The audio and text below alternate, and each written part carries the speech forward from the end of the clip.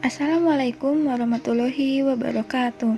Saya Fida Nurhidayah dengan NIM 070 akan mempresentasikan proposal penelitian saya pada mata kuliah Metodologi Penelitian. Judul penelitian saya yaitu Pengaruh Good Corporate Governance, Pertumbuhan Laba, dan Profitabilitas terhadap Kualitas Laba. Studi pada perusahaan manufaktur sektor barang konsumsi yang terdaftar di BEI tahun 2017 sampai 2021. Yang pertama yaitu latar belakang. Perekonomian global saat ini secara tidak langsung berimbas pada perekonomian di Indonesia. Perekonomian saat ini telah menciptakan suatu persaingan yang ketat antar perusahaan dalam negeri. Persaingan membuat perusahaan semakin meningkatkan kinerjanya agar dapat mencapai tujuan. Tujuan utama perusahaan adalah berorientasi pada laba, yaitu dapat meningkatkan nilai perusahaan serta mensejahterakan pemilik dan pemegang saham. Laporan keuangan digunakan perusahaan sebagai sarana informasi kepada pihak-pihak internal maupun eksternal perusahaan. Dalam kerangka dasar penyusunan dan penyajian laporan keuangan, Ikatan Akuntan Indonesia atau IAI pada tahun 1994 menyatakan bahwa tujuan laporan keuangan adalah untuk menyediakan informasi yang bermanfaat dalam pengambilan keputusan ekonomi. Agar laporan bermanfaat bagi pengambil keputusan, maka laporan keuangan yang disajikan harus memenuhi karakteristik laporan keuangan yang berkualitas. Menurut Sofyan dan kawan-kawan tahun 2011, laba dianggap sebagai informasi yang paling signifikan yang dapat memandu dalam proses pengambilan keputusan baik oleh pihak yang berkepentingan. Pentingnya informasi laba bagi para penggunanya yang menjadikan setiap perusahaan berlomba-lomba untuk memaksimalkan labanya. Namun ada pihak tertentu yang melakukan cara tidak sehat untuk mencapai tujuan individunya terhadap informasi laba perusahaan. Hal ini yang menjadikan praktek manipulasi laba sekarang ini tidak jarang dilakukan oleh manajemen perusahaan. Hal tersebut dilakukan untuk menarik minat para investor untuk menginvestasikan dananya pada perusahaan mereka. Kejadian seperti ini yang menyebabkan laba perusahaan yang tidak berkualitas. Karena rendahnya kualitas laba akan menyebabkan kesalahan dalam pengambilan keputusan para pengguna laporan keuangan, sehingga nilai perusahaan dapat berkurang. Nilai perusahaan akan mencerminkan harga saham perusahaannya. Menurut Fauzi tahun 2015, laba akuntansi yang berkualitas adalah laba akuntansi yang mempunyai sedikit atau tidak mengandung gangguan persepsian di dalam dan dapat mencerminkan kinerja keuangan perusahaan yang sesungguhnya. Sedangkan good corporate governance selama 10 tahun terakhir sangat populer. Good corporate governance merupakan salah satu yang menandakan kunci sukses sebuah perusahaan untuk tumbuh dan menguntungkan dalam jangka panjang, sekaligus memenangkan bisnis global. Good corporate governance secara definitif merupakan sistem yang mengatur dan mengendalikan perusahaan yang menciptakan nilai tambah atau semua stakeholder. Profitabilitas juga dapat mempengaruhi nilai perusahaan. Besar kecilnya profitabilitas yang dihasilkan suatu perusahaan dapat mempengaruhi nilai perusahaan dengan melihat profitabilitas sebagai ukuran dan kinerja perusahaan yang ditunjukkan dari laba yang dihasilkan oleh perusahaan. Jika perusahaan mampu membuat laba meningkat, maka perusahaan tersebut mampu berkinerja dengan baik. Profitabilitas seharusnya menjadi faktor yang penting dalam perusahaan, karena suatu perusahaan harus berada dalam keadaan yang menguntungkan atau profitable.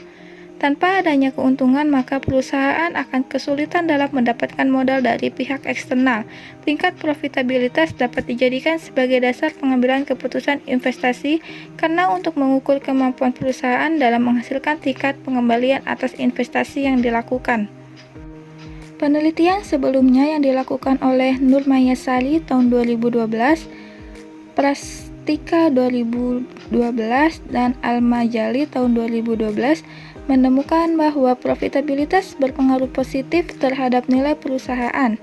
Sedangkan penelitian yang dilakukan oleh Ginting tahun 2017 menunjukkan bahwa secara simultan Profitabilitas, likuiditas, dan ukuran perusahaan tidak berpengaruh signifikan terhadap kualitas laba.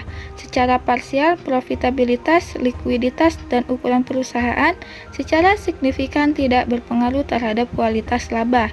Sedangkan penelitian yang dilakukan oleh Fauzi tahun 2015 menunjukkan bahwa profitabilitas berpengaruh positif terhadap kualitas laba. Sedangkan penelitian yang dilakukan oleh Muid tahun 2009 bahwa pengaruh good corporate governance terhadap kualitas laba yaitu dua mekanisme good corporate governance, yaitu kepemilikan manajerial dan kepemilikan institusional memiliki pengaruh yang positif terhadap kualitas laba, dan dua mekanisme lainnya yaitu Dewan Komisaris dan Komite Audit tidak berpengaruh pada kualitas laba. Sedangkan berdasarkan penelitian yang dilakukan oleh Tuentina dan Wirama tahun 2014 menunjukkan bahwa good corporate governance dengan corporate governance perception index yaitu tidak berpengaruh terhadap kualitas laba. Good corporate governance yang baik yaitu yang memiliki transparansi, accountability, responsibility, independensi, dan fairness. Sedangkan penelitian yang dilakukan oleh Bistrova dan Lights tahun 2012 menunjukkan bahwa perusahaan yang memiliki tata kelola yang baik akan meminimalisir adanya manipulasi laporan keuangan. Berdasarkan beberapa penelitian terdahulu, research gap dalam penelitian ini ditunjukkan untuk mengkaji ulang atas permasalahan di atas dengan periodisasi dan objek penelitian yang lebih update serta penggunaan variabel-variabel yang lebih kompleks yang merupakan kombinasi dari variabel yang telah digunakan dalam penelitian terdahulu. Dengan ini, penelitian ini bertujuan untuk menguji bagaimana pengaruh good corporate governance, pertumbuhan laba, dan profitabilitas terhadap kualitas laba studi pada perusahaan manufaktur sektor barang konsumsi yang terdaftar di BEI pada tahun 2017 sampai dengan 2021. Peneliti menggunakan data laporan keuangan tahun 2017 sampai dengan 2021 dengan menggunakan data laporan keuangan terbaru selama 5 tahun terakhir. Diharapkan penelitian ini dapat menggambarkan kondisi yang sesungguhnya dan seakurat mungkin. Peneliti juga memilih perusahaan manufaktur sebagai sampel penelitian karena jenis perusahaan manufaktur merupakan emiten terbesar dalam memberikan kesempatan bagi para investor untuk melakukan investasi. Penelitian ini juga memiliki beberapa keterbatasan, seperti sampel yang digunakan hanya perusahaan jenis manufaktur, sehingga kurang merealisasikan perusahaan publik di Indonesia. Penelitian ini juga menggunakan regresi data panel sehingga kurang efektif terhadap pengungkapan kualitas laba yang dilakukan. Berdasarkan latar belakang dan studi terdahulu, peneliti mengambil judul yaitu Pengaruh Good Corporate Governance, Pertumbuhan Laba dan Profitabilitas terhadap Kualitas Laba, studi pada perusahaan manufaktur sektor barang konsumsi yang terdaftar di Bursa Efek Indonesia tahun 2017 sampai 2021. Fokus peneliti ini adalah untuk mengetahui pengaruh good corporate governance, pertumbuhan laba, dan profitabilitas terhadap variabel independen, yaitu kualitas laba sebagai variabel dependen pada laporan perusahaan manufaktur. Dalam penelitian ini terdapat 5 rumusan masalah. Yang pertama yaitu apakah good corporate governance berpengaruh positif terhadap kualitas laba pada perusahaan manufaktur sektor barang konsumsi yang terdaftar di BEI tahun 2017 sampai 2021. Yang kedua, apakah pertumbuhan laba berpengaruh positif terhadap kualitas laba pada perusahaan manufaktur sektor barang konsumsi yang terdaftar di BEI tahun 2017 sampai 2021. Yang ketiga yaitu apakah profitabilitas berpengaruh positif terhadap kualitas laba pada perusahaan manufaktur sektor barang konsumsi yang terdaftar di BEI tahun 2017 sampai 2021. Yang keempat yaitu apakah good corporate governance, pertumbuhan laba dan profitabilitas berpengaruh secara simultan terhadap kualitas laba pada perusahaan manufaktur sektor barang konsumsi yang terdaftar di BEI tahun 2017 sampai 2021. Yang kelima yaitu bagaimana perspektif Islam terhadap good corporate governance, pertumbuhan laba dan profitabilitas terhadap kualitas laba. Selanjutnya yaitu tujuan penelitian. Terdapat 5 tujuan pada penelitian ini. Yang pertama yaitu untuk mengetahui apakah good corporate governance berpengaruh secara positif terhadap kualitas laba. Yang kedua, untuk mengetahui apakah pertumbuhan laba berpengaruh secara positif terhadap kualitas laba. Yang ketiga, untuk mengetahui apakah profitabilitas berpengaruh secara positif terhadap kualitas laba. Yang keempat, yaitu untuk mengetahui apakah good corporate governance, pertumbuhan laba, dan profitabilitas berpengaruh secara simultan terhadap kualitas laba. Dan yang kelima, yaitu untuk mengetahui bagaimana perspektif Islam terhadap good corporate governance, pertumbuhan laba, profitabilitas, dan kualitas laba. Selanjutnya yaitu kegunaan penelitian. Secara akademis diharapkan hasil penelitian ini dapat menambah literatur yang sudah ada dan memperkuat penelitian sebelumnya mengenai kualitas laba. Yang kedua yaitu bagi perusahaan. Diharapkan dengan hasil penelitian ini dapat digunakan untuk membantu pihak manajer dalam meningkatkan nilai perusahaan sehingga dapat membantu para investor untuk mengambil keputusan yang baik. Yang ketiga yaitu bagi investor. Diharapkan dengan hasil penelitian ini dapat digunakan sebagai sumber pengetahuan yang dapat membantu pengambilan keputusan yang tepat terkait investasi. Yang keempat yaitu bagi peneliti. Diharapkan dengan hasil penelitian ini dapat menambah pengetahuan mengenai kualitas laba yang baik. Selanjutnya yaitu kontribusi penelitian. Peneliti dapat memberikan informasi mengenai hasil penelitian kepada pembaca khususnya pihak perusahaan, investor, dan akademisi. Dalam penelitian ini diharapkan pembaca bisa lebih mengetahui mengenai pengaruh good corporate governance, pertumbuhan laba, dan profitabilitas terhadap kualitas laba yang memiliki tujuan untuk melihat kualitas laba di tahun mendatang dengan menganalisis laporan keuangan. Dengan demikian dapat menambah informasi mengenai faktor-faktor yang mempengaruhi kualitas laba perusahaan sehingga dapat digunakan ke penelitian selanjutnya. Selanjutnya yaitu kajian teori, di mana di sini ada teori keagenan atau agensi teori. Menurut Jones tahun 1991, yang dimaksud dengan teori agensi adalah hubungan antara prinsipal dengan agen. Yang dimaksud prinsipal adalah pihak yang memberikan tugas yang wajib diselesaikan dalam kurun waktu tertentu sesuai dengan kondisi kebutuhan dari prinsipal, dan yang dimaksud dengan agen adalah pihak yang menerima tugas atau pekerjaan untuk diselesaikan dalam kurun waktu tertentu sesuai dengan yang diperintahkan oleh prinsipal, atau bisa disebut juga dengan nama lain pengelola atau agen, dan pihak pemilik atau prinsipal. Sehingga dapat disimpulkan bahwa agensi adalah hubungan antara dua belah pihak di mana pihak agen atau pengelola diberikan kewenangan untuk mengelola suatu organisasi atau perusahaan oleh pihak prinsipal atau pemilik. Teori agensi mengasumsikan bahwa semua individu bertindak atas kepentingan mereka sendiri. Pemegang saham sebagai prinsipal diasumsikan hanya tertarik kepada hasil keuangan yang bertambah atau investasi mereka di perusahaan, sedangkan agen atau manajer perusahaan diasumsikan sebagai penerima kepuasan berupa kompensasi keuangan dan keuntungan lain yang diperoleh dari hubungan tersebut. Apabila nilai perusahaan naik, maka manajer sebagai agen akan mendapatkan gaji, kompensasi, dan bonus. Para pemegang saham atau prinsipal berharap bahwa pihak manajer akan bertindak sesuai dengan keinginan pihak pemegang saham. Dalam hal ini terkadang menyebabkan manajer yang ditunjuk tidak menjalankan tugasnya dengan baik dan cenderung untuk bertindak sesuai kepentingannya sendiri. Dalam situasi seperti ini tidak jarang terjadi perbedaan kepentingan antara pihak pemilik dan pengelola yang menyebabkan adanya agency problem.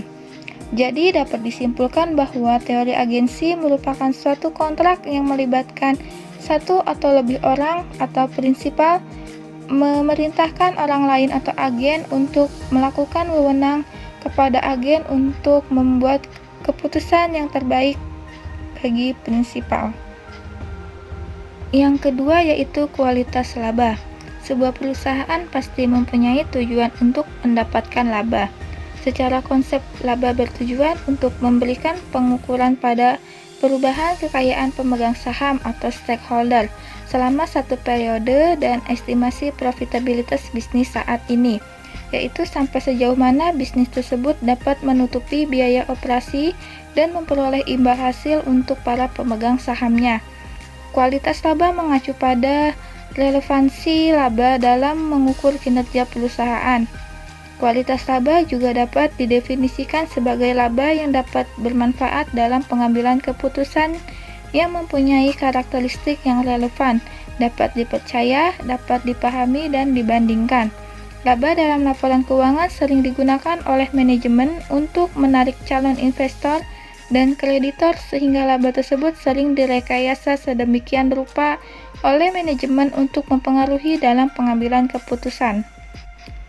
Hal ini sejalan dengan signaling teori yang menunjukkan bahwa kecenderungan adanya informasi asimetri antara manajemen dan pihak di luar perusahaan. Pihak internal perusahaan tentunya mempunyai lebih banyak informasi mengenai kondisi perusahaan yang sebenarnya dan prospeknya di masa depan dibandingkan dengan pihak eksternal. Oleh karena itu, kualitas laba akuntansi yang dilaporkan oleh manajemen menjadi pusat perhatian pihak eksternal dalam pengambilan keputusan. Laba akuntansi yang berkualitas adalah laba yang memiliki sedikit atau tidak mengandung gangguan persepsian dan dapat mencerminkan kinerja keuangan perusahaan yang sesungguhnya. Selanjutnya yang ketiga yaitu good corporate governance. Good corporate governance merupakan suatu sistem yang dirancang untuk mengarahkan pengelolaan perusahaan secara profesional berdasarkan prinsip-prinsip transparansi, akuntabilitas, tanggung jawab, independen, kewajaran, dan kesetaraan. Komite Nasional Kebijakan Governance tahun 2008 mendefinisikan bahwa corporate governance merupakan suatu proses dan struktur yang digunakan oleh perusahaan guna memberikan nilai tambah pada perusahaan secara berkesinambungan dalam jangka panjang bagi pemegang saham, dengan tepat memperhatikan kepentingan stakeholder lainnya. Berlandaskan peraturan perundang-undangan dan norma yang berlaku. Pada prinsipnya, tujuan adanya good corporate governance adalah untuk menciptakan nilai bagi pihak yang berkepentingan. Pihak-pihak tersebut adalah pihak internal yang meliputi dewan komisaris, direksi, karyawan, dan pihak eksternal yang berkepentingan. Pada penelitian ini, memproduksi good corporate governance menjadi dua dimensi, yaitu komisaris independen dan kepemilikan manajerial. Menurut Herawati tahun 2007, komisaris independen merupakan sebuah badan dalam perusahaan yang biasanya beranggotakan dewan komisaris yang independen yang berasal dari luar perusahaan. Fungsi untuk menilai kinerja perusahaan secara luas dan keseluruhan.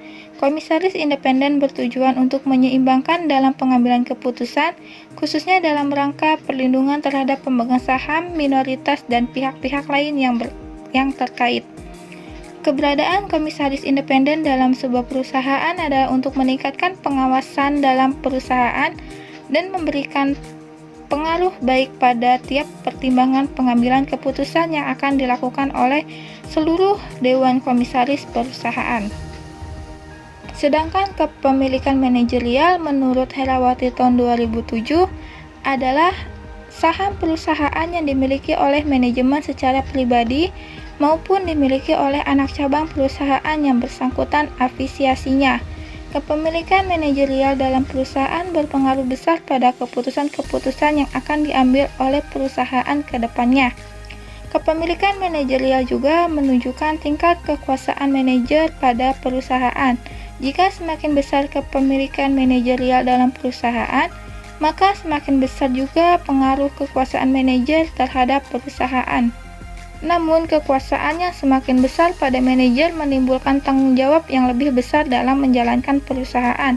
Dengan adanya kepemilikan saham manajer dalam perusahaan, maka manajer akan berusaha untuk meningkatkan kinerjanya dan semakin termotivasi dalam memajukan perusahaan karena dalam diri manajer timbul rasa ikut memiliki perusahaan melalui saham perusahaan yang dimilikinya. Selanjutnya yang keempat yaitu pertumbuhan laba. Pertumbuhan laba adalah kemampuan perusahaan dalam mengubah pertumbuhan penjualan dan operasional menjadi kenaikan keuntungan atau laba. Adanya pertumbuhan laba dalam sebuah perusahaan dapat menunjukkan bahwa pihak-pihak manajemen telah berhasil dalam mengelola sumber daya yang dimiliki perusahaan secara efektif dan efisien. Suatu perusahaan pada tahun tertentu bisa saja mengalami pertumbuhan laba yang cukup pesat, dan untuk tahun-tahun berikutnya perusahaan tersebut bisa saja mengalami penurunan laba. Pertumbuhan laba memungkinkan terdapatnya pengaruh dengan kualitas laba, karena jika perusahaan yang memiliki kesempatan bertumbuh terhadap labanya, berarti kinerja keuangan perusahaan tersebut baik dan dimungkinkan juga memiliki kesempatan bertumbuh untuk kualitas labanya. Adanya pengaruh dari kondisi ini akan menunjukkan bahwa semakin besar kesempatan perusahaan untuk bertumbuh, maka semakin tinggi kesempatan perusahaan mendapatkan laba atau menambah keuntungan di masa yang akan datang. Dengan demikian, semakin besar pertumbuhan perusahaan, maka laba yang dihasilkan perusahaan akan semakin berkualitas. Yang kelima yaitu profitabilitas. Profitabilitas merupakan hasil bersih dari serangkaian kebijakan dan keputusan biasa diindikasikan oleh laba atau profit. Profitabilitas suatu perusahaan dapat diukur dengan melihat perbandingan antara laba dengan aset. Profitabilitas merupakan rasio untuk menilai kemampuan perusahaan dalam memperoleh laba atau profit. Rasio profitabilitas mencerminkan hasil akhir dari seluruh kebijakan keuangan dan keputusan operasionalnya, menurut Sukmawati tahun 2014.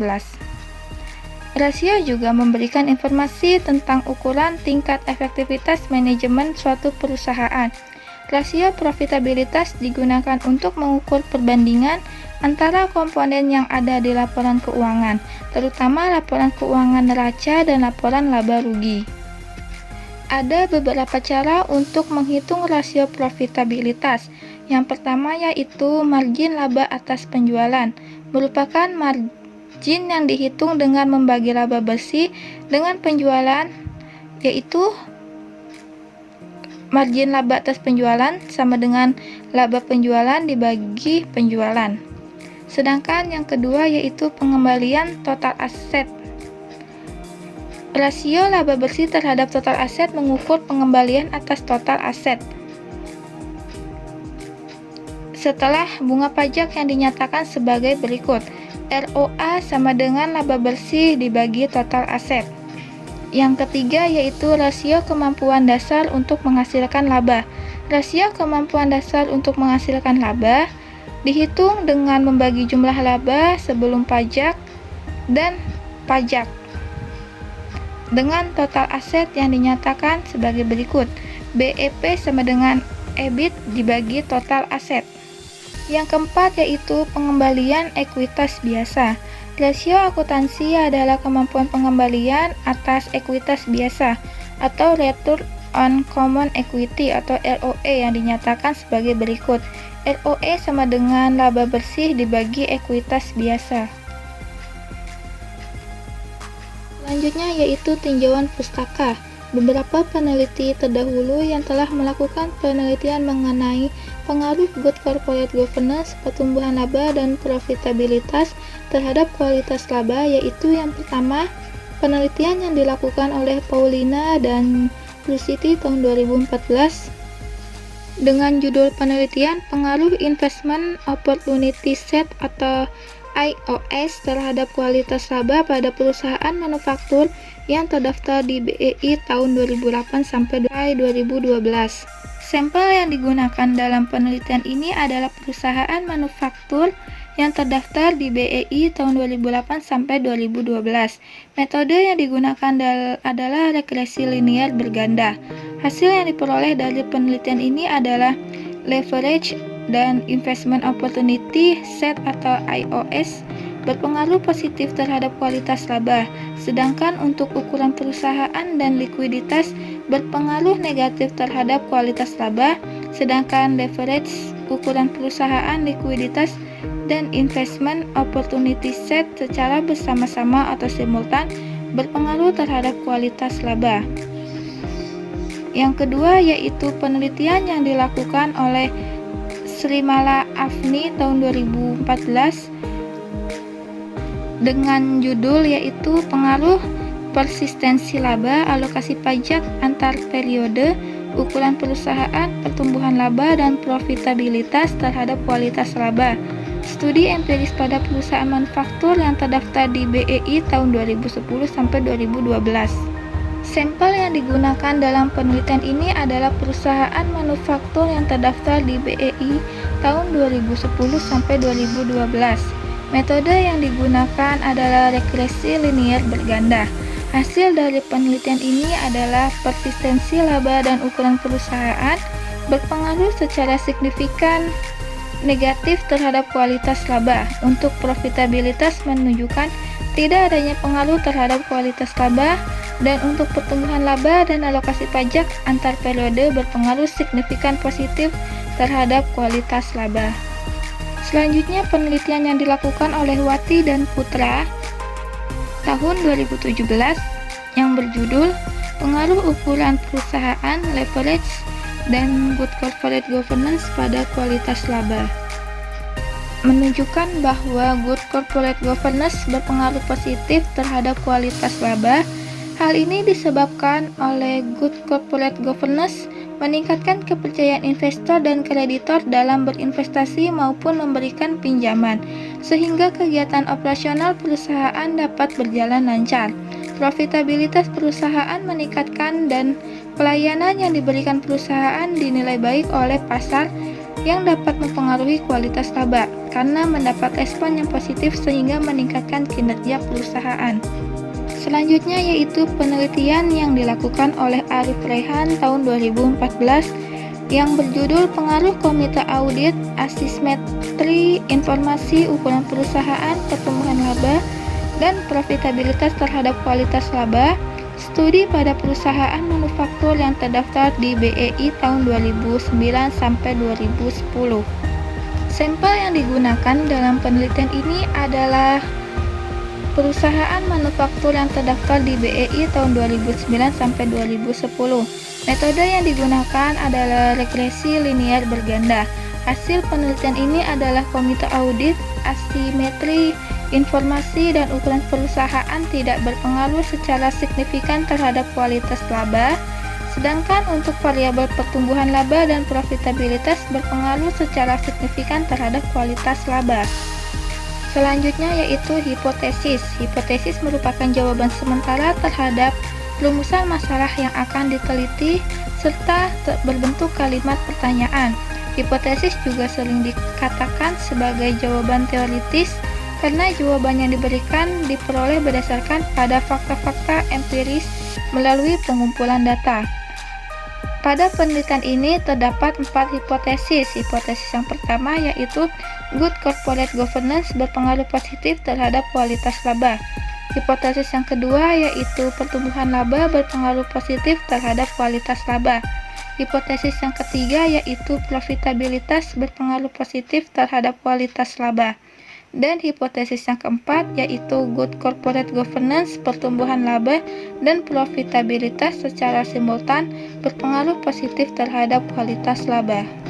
Selanjutnya yaitu kerangka berpikir. Pada kerangka berpikir yang telah dibuat dalam penelitian ini dapat dilihat hubungan antar variabel yaitu Informasi laba digunakan untuk menilai kinerja suatu perusahaan. Apakah perusahaan tersebut melaporkan labanya lebih tinggi atau lebih rendah dari tahun sebelumnya? Perusahaan sendiri mempunyai tujuan, yaitu memaksimalkan kemakmuran pemegang saham.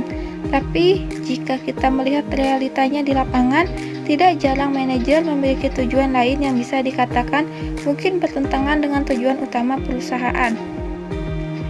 Sebagai pengelola, manajer berkewajiban untuk memberikan laporan pertanggungjawaban yang berupa laporan keuangan. Salah satu parameter penting dalam laporan keuangan yang digunakan untuk mengukur kinerja manajemen adalah laba. Pentingnya informasi laba dalam pengambilan keputusan menyebabkan kualitas laba yang dilaporkan perusahaan menjadi hal yang penting untuk dipertimbangkan oleh para pengguna laporan keuangan. Kualitas laba yang rendah akan menyebabkan para investor dan kreditor salah dalam pengambilan keputusan. Kualitas laba adalah informasi penting tentang kinerja keuangan perusahaan yang relevan dengan keputusan yang spesifik yang dibuat oleh pembuat keputusan, yaitu laba yang dilaporkan dalam laporan laba rugi. Dalam melakukan suatu keputusan investasi, para investor biasanya cenderung lebih tertarik menanamkan sahamnya pada perusahaan yang pertumbuhan labanya mengalami kenaikan dari tahun ke tahun. Karena menurut investor, perusahaan yang terus bertumbuh kualitas labanya akan mengalami peningkatan seiring berjalannya waktu.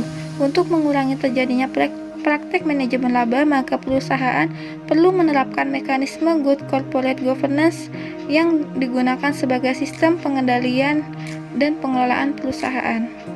Selanjutnya yaitu pendekatan dan jenis penelitian. Jenis penelitian yang digunakan dalam penelitian ini adalah penelitian kuantitatif. Metode ini sebagai metode ilmiah atau scientific karena memenuhi kaidah-kaidah ilmiah, yaitu empiris, objektif, terukur, rasional, dan sistematis. Metode ini juga disebut metode discovery karena dengan metode ini dapat ditemukan dan dikembangkan berbagai iptek baru. Metode ini disebut dengan kuantitatif karena data penelitian berupa angka-angka dan analisis menggunakan statistik. Penelitian ini bersifat deskriptif, yaitu menganalisis data yang terkumpul dengan cara mendeskripsikan atau memberikan gambaran sebagaimana adanya terhadap objek penelitian menggunakan sampel data tanpa bermaksud membuat kesimpulan yang berlaku umum, di mana dalam penelitian ini adalah untuk menguji dan menganalisis variabel dari good corporate governance, pertumbuhan laba, dan profitabilitas terhadap kualitas laba dari perusahaan manufaktur sektor barang konsumsi yang terdaftar di Bursa Efek Indonesia tahun 2017 sampai 2021. Selanjutnya yaitu populasi, teknik pengambilan sampel, dan sampel penelitian. Yang pertama yaitu populasi. Populasi adalah seluruh kumpulan elemen yang menunjukkan ciri-ciri tertentu yang dapat digunakan untuk membuat kesimpulan. Kesimpulan elemen tersebut menunjukkan jumlah, sedangkan ciri-ciri tertentu menunjukkan karakteristik dari kumpulan tersebut. Populasi bukan sekadar jumlah yang ada pada objek atau subjek yang dipelajari, tetapi meliputi seluruh karakteristik atau sifat yang dimiliki oleh subjek atau objek itu. Adapun populasi dalam penelitian ini adalah seluruh perusahaan manufaktur sektor barang konsumsi yang terdaftar di Bursa Efek Indonesia tahun 2017 sampai 2021. Sumber data cenderung dengan pengertian dari mana sumbernya data tersebut berasal. Berdasarkan hal itu, data dapat dibagi menjadi dua, yaitu data primer dan data sekunder. Dalam penelitian ini, penulis mengumpulkan data atau informasi dengan membaca, mengutip, dan menyusunnya berdasarkan data-data yang telah diperoleh. Dalam penelitian ini, peneliti memperoleh data berasal dari data sekunder yang merupakan data yang sudah ada dan dikumpulkan oleh pihak lain. Data sekunder adalah sumber data yang tidak langsung memberikan data pada pengumpulan data.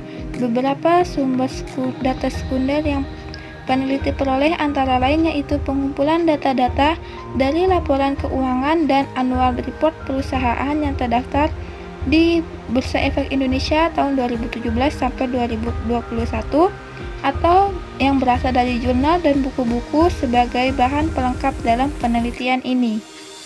Yang kedua yaitu teknik pengambilan sampel. Teknik pengambilan sampel adalah cara peneliti mengambil sampel atau contoh yang representatif dari populasi yang ada. Cara pengambilan sampel dari populasi dapat dilakukan dengan memperhatikan unsur peluang atau tidak. Dalam penelitian ini menggunakan metode purposive sampling, yang mana purposive sampling merupakan cara teknik pengambilan sampel yang didasarkan atas kriteria tertentu. Selanjutnya yang ketiga yaitu sampel penelitian. Sampel adalah bagian dari jumlah dan karakteristik yang dimiliki oleh populasi tersebut.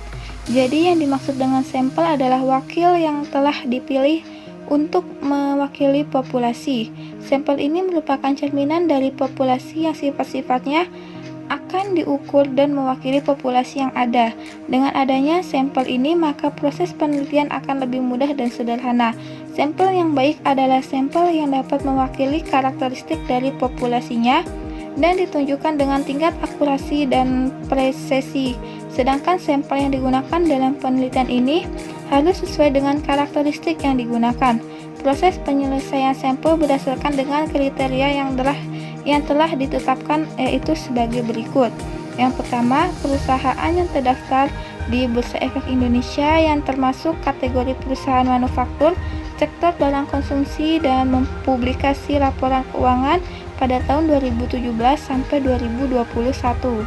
Yang kedua yaitu perusahaan yang menyampaikan laporan keuangan dan data yang lengkap secara berturut-turut pada tahun 2017 sampai 2021. Yang ketiga yaitu perusahaan sampel tersebut mempublikasi laporan keuangan dengan menggunakan tahun buku yang berakhir pada tanggal 31 Desember. Yang keempat yaitu data yang tersedia lengkap, baik data yang diperlukan untuk mengidentifikasi kualitas laba dan data yang berkaitan dengan good corporate governance pada perusahaan. Selanjutnya yaitu definisi operasional penelitian. Pada penelitian ini, variabel dependen atau variabel Y-nya yaitu kualitas laba. Variabel dependen atau sering disebut juga sebagai variabel output, kriteria, atau konsekuen. Dalam bahasa Indonesia sering disebut sebagai variabel terikat. Variabel terikat merupakan variabel yang dipengaruhi atau yang menjadi akibat karena adanya variabel bebas. Kualitas laba dalam penelitian ini dihitung menggunakan discretionary accrual. Sebagai proyeksi dihitung menggunakan model Jones tahun 1991. Untuk mendapatkan nilai discretionary accrual dilakukan dengan menghitung langkah-langkah sebagai berikut. Yang pertama yaitu menghitung total accrual dengan persamaan. Total accrual sama dengan laba bersih perusahaan tahun T dikurangi dengan arus kas dari operasi perusahaan.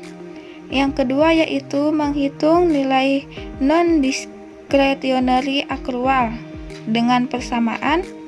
Non-discretionary accrual pada tahun T sama dengan 1/TAT dikurangin 1 ditambah dengan total pendapatan operasi dikurang dengan total piutang usaha dibagi TAT min 1 ditambah aktiva tetap dibagi TAT min 1. Selanjutnya yaitu menghitung discretionary accrual dengan persamaan. Discretionary accrual sama dengan total accrual dibagi TATI min 1 dikurangi sama non-discretionary accrual. Selanjutnya yaitu variabel independen atau variabel X. Dalam penelitian ini, variabel independennya yaitu good corporate governance, pertumbuhan laba, dan profitabilitas. Good corporate governance pada penelitian ini diproyeksikan dengan komite audit dan dewan komisaris independen. Komite audit dalam penelitian ini adalah proyeksi dari good corporate governance. Komite audit yang berada di perusahaan digunakan sebagai alat yang digunakan untuk mengawasi manajemen agar tidak prinsipal, terhindar dari tindakan-tindakan yang dapat merugikan pihak prinsipal. Komite audit yang melakukan pengawasan terhadap manajemen Diharapkan dapat mencegah hal-hal yang tidak diinginkan atau menyimpang, sehingga kemungkinan kecurangan dapat dikurangi. Variabel komite audit dalam penelitian ini dapat diukur dengan menggunakan jumlah seluruh anggota komite audit yang ada di perusahaan dan dapat dilihat dalam laporan tahunan atau annual report perusahaan sampel. Selanjutnya yaitu Dewan Komisaris Independen. Proyeksi dalam Good Corporate Governance yang kedua dalam penelitian ini adalah Dewan Komisaris Independen. Dewan Komisaris Independen adalah dewan komisaris yang bukan berasal dari pihak manajemen perusahaan, pejabat, pemegang saham mayoritas, atau dengan cara lain yang berhubungan secara langsung ataupun tidak langsung dengan para pemegang saham mayoritas pada suatu perusahaan. Yang mengawasi jalannya perusahaan, komisaris independen ini sendiri dapat dihitung dengan menggunakan rumus sebagai berikut.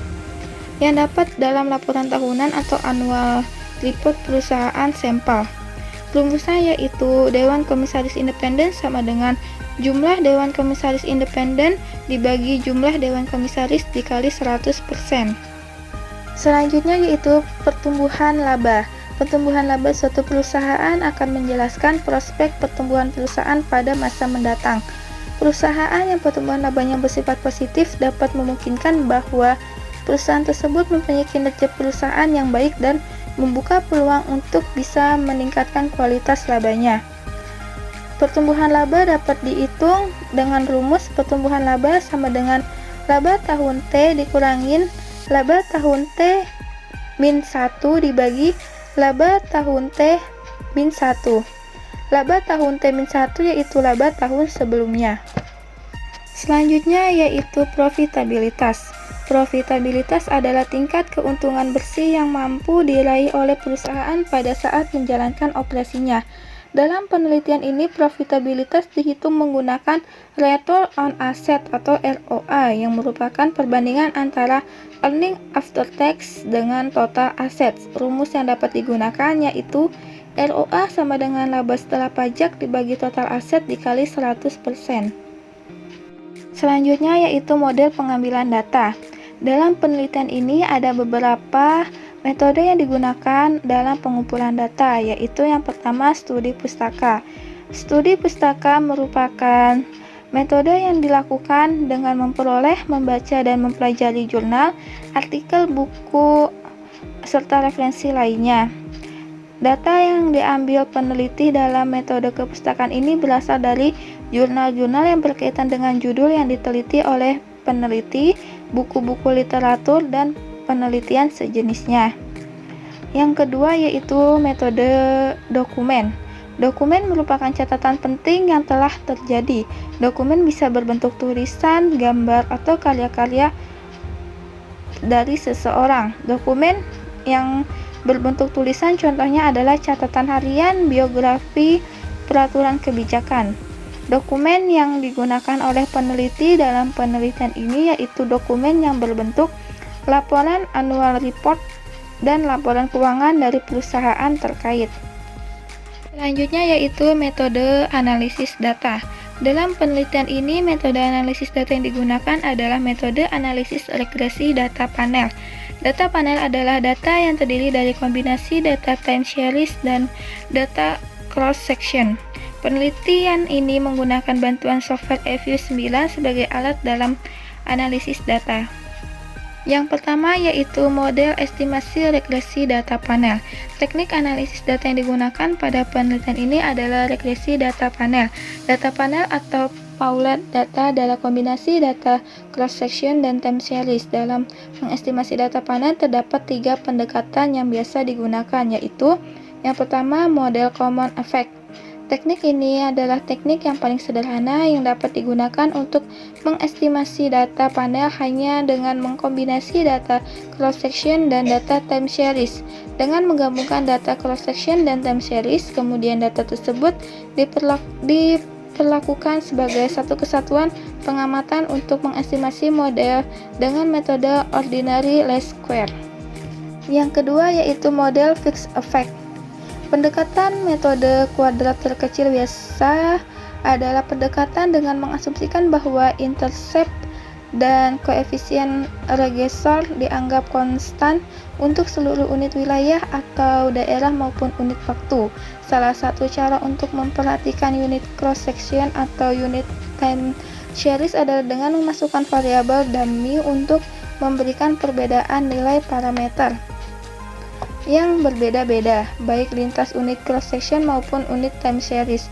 Oleh karena itu, pendekatan dengan memasukkan variabel dummy ini dikenal dengan least square dummy variable atau disebut juga dengan covariance model.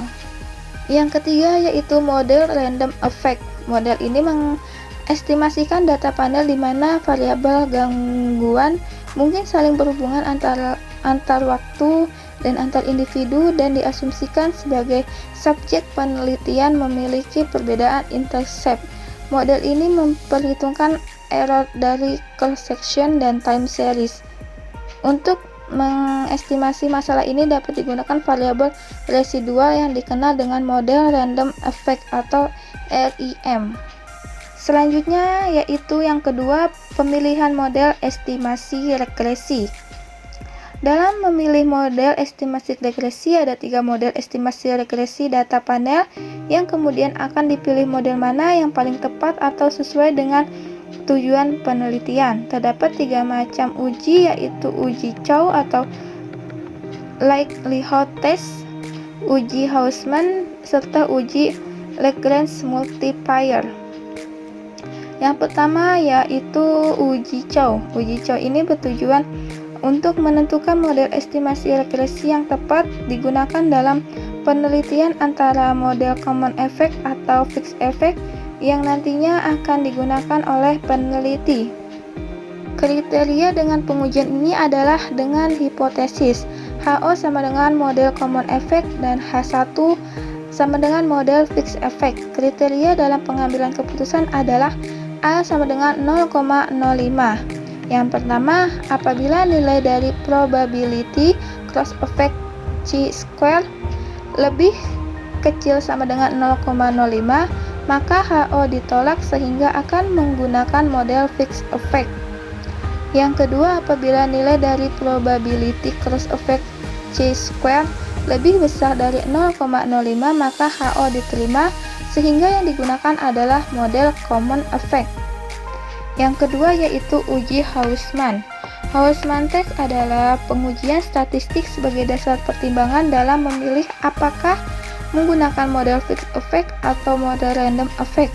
Uji ini ditemukan oleh Hausman yang mengembangkan suatu uji untuk menentukan apakah metode fixed effect dan metode random effect lebih baik dari metode common effect. Uji Hausman ini sendiri didasarkan pada ide bahwa least square dummy variables dalam metode-metode fixed effect dan generalized least square dalam metode random effect adalah efisien, sedangkan ordinary least square dalam metode common effect tidak efisien. Kriteria dari uji ini adalah sebagai berikut. HO sama dengan model random effect, sedangkan H1 sama dengan model fixed effect. Yang pertama, apabila nilai probability cross section random lebih kecil sama dengan 0,05, maka HO ditolak sehingga peneliti akan menggunakan model fixed effect. Sedangkan yang kedua yaitu apabila nilai probability cross effect random lebih besar dari 0,05, maka HO diterima sehingga penulis akan menggunakan model random effect. Selanjutnya yang ketiga yaitu uji hipotesis. Uji hipotesis terdapat 3 uji. Yang pertama uji statistik atau uji T, yang kedua uji statistik F atau uji F, yang ketiga itu uji determinasi. Uji statistik T dalam penelitian digunakan untuk menunjukkan seberapa jauh pengaruh suatu variabel penjelas atau independen secara individual dalam menerangkan variabel dependen. Pada uji T, nilai T dihitung akan dibandingkan dengan nilai T tabel yang dijelaskan sebagai berikut. Yang pertama, bila T hitung lebih besar dari T tabel atau probabilitas lebih kecil dari tingkat signifikansi, yaitu 0,05, maka HA diterima dan HO ditolak. sehingga variabel bebas berpengaruh terhadap variabel terikat. Yang kedua, bila T hitung lebih kecil dari T tabel atau probabilitas lebih besar dari tingkat signifikansi yaitu 0,05, maka HA ditolak dan HO diterima sehingga variabel bebas tidak mempengaruhi terhadap variabel terikat. Selanjutnya yaitu uji F. Dalam penelitian digunakan untuk menunjukkan apakah semua variabel independen atau bebas yang dimasukkan dalam model mempunyai pengaruh secara simultan atau bersama-sama terhadap variabel dependen atau terikat. Pengambilan keputusan adalah dengan melihat apakah probabilitas yaitu lebih besar dari 0,05, maka model regresi tidak layak untuk digunakan. Nilai probabilitas lebih kecil dari 0,05, maka model regresi layak untuk digunakan. Selain itu, pengambilan keputusan dilakukan dengan berdasar pada perbandingan antara nilai F tabel dengan nilai F hitung sesuai dengan tingkat signifikansi yang digunakan. Kriterianya yaitu F hitung lebih kecil dari F tabel, maka HO diterima. Bila F hitung lebih besar dari F tabel, maka HO ditolak.